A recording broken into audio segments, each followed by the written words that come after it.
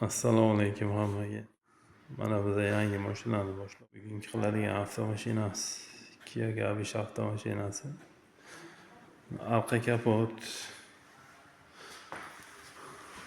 bufer qismi, mana kirlalarini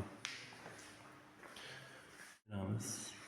Zazorlari yaxshi kelmaganda hisobroq ishi bor ekan. Mana bu eshigimiz biroq shikast etgan. Hamda uni karniz qismi.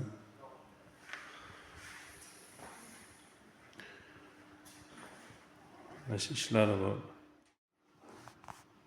Mana Kia Kabishimiz ham va nihoyat kraskaga tayyor bo'ldi.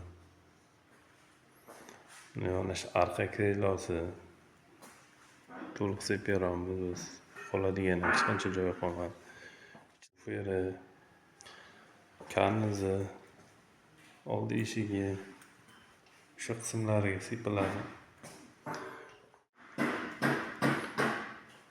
Kraskasi tayyor bo'lgandan keyin sepishni boshlaymiz nasib bo'lsa. Hamma joyini salafon qilib oldik. Mana kabishimiz ham tayyor bo'ldi. Hozir oxirgi ishlarini tugatdik. Mana buferlari, mana qora glasli joylari, arqa kapoti, tepa qismi.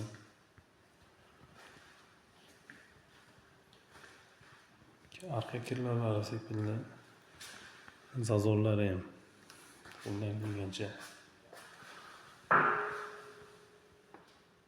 uzun joyiga to'g'irlab qo'yildi. Bitta arqa eshigi qoldi, sepilmagan. Oldi eshigi almashdi. Umumiy ko'rinishi, kraskasi ham zo'r tushdi. Eshiklari o'zi zavodga germetikka kelgan. Paroki ham sepildi. Mana paroki qismi.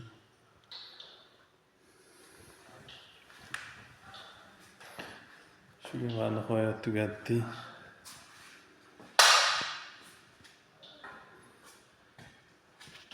Ko'rib baho berasizlar. Uzoqlashmanglar.